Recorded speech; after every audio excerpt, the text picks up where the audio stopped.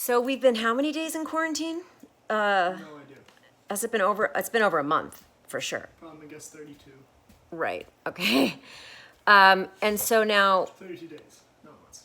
right. And this is lockdown. So like full on lockdown for that long. And how many times do you think you've left the house since this lockdown? Son? 10 times. Okay. And what have you done in those 10 times? I've gone on hikes. Seen, a specific few amount of friends. Do you guys sit apart from each other? Yeah, as best as we can. What does that mean exactly? It means maybe 4 feet, maybe 5 or 10. Okay. Or 2. And do you guys wear masks? No, gloves. Okay. Gloves are more important Why? because you touch things. You're cracking your knuckles. Yeah. It's like a baseball bat right here. Signed Billy Baldwin. The What are you saying? the Billy Baldwin. Okay, so when you go out on these little outings, like you also go to the store, right? Doritos. Pretty sure. You're forgetting about the Dorito run. That's Dad. Dad gets all the food in the mornings, and then you know what he did this morning, right? What? He brought bagels or food. I don't know if it was bagels. Pretty sure it was bagels to all the firefighters and the policemen and the nurses. How awesome is that? It's beast. That is beast. Very beast. Yeah. So these 5 people that you're seeing, is it the same 5 people that are in quarantine? So that's why you feel like it's pretty safe? To be honest, I'm risking it a little bit. Mm-hmm. Just like a little bit. But then again, I feel like it's either your quarantine or your sanity, and sometimes you got to give a little bit of that quarantine up to keep this To keep your sanity. sanity a little bit. Mm-hmm. A little bit. Yeah. But we're staying safe. So. We know we're what? Staying safe. That we're safe. Staying Staying safe. Gotcha. Everyone's being, smart. Right. Exactly. And so how do you think the world's going to be different after this? Do you have any thoughts about that or?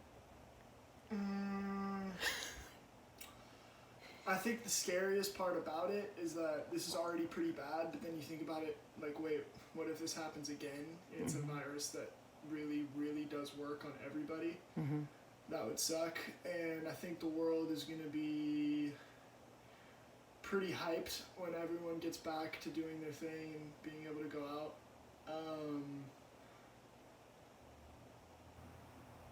There might be another baby boom. That's about it.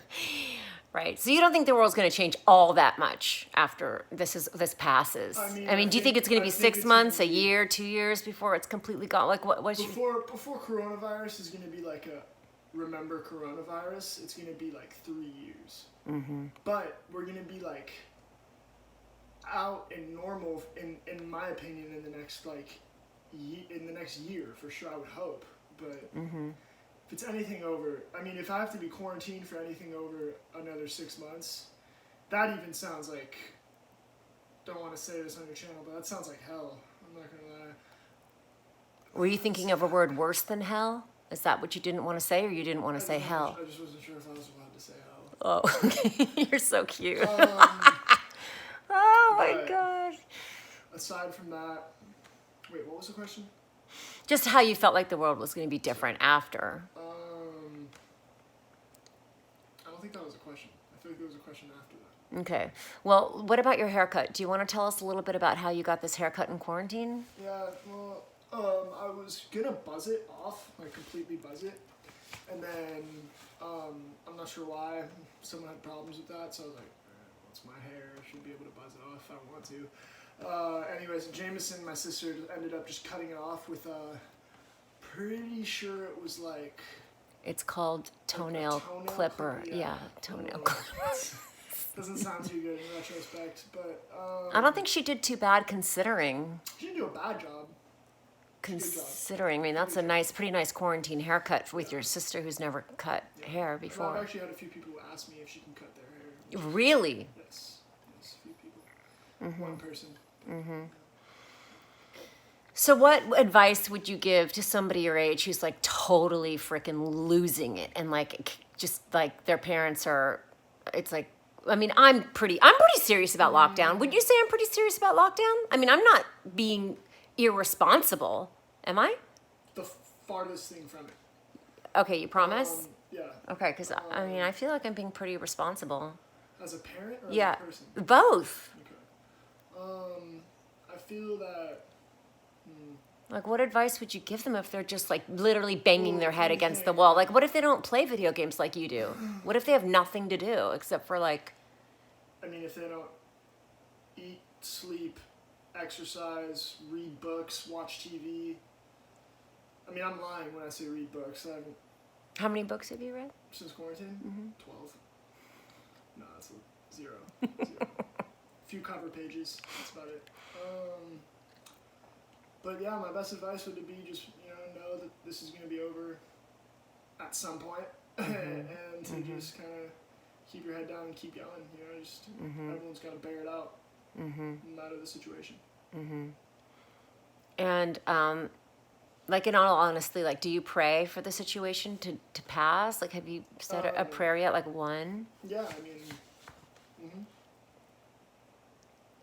I mean, and not in the form of like God please, or like not like God please, like, but I've been like, please let this stop soon, which is basically saying, God please let this stop soon. But Do you believe in the power of prayer? Yeah. So you believe, like, if you pray, someone's actually listening?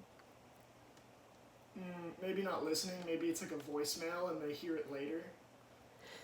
But it's like at some point, Yeah, they get the message. you get the message.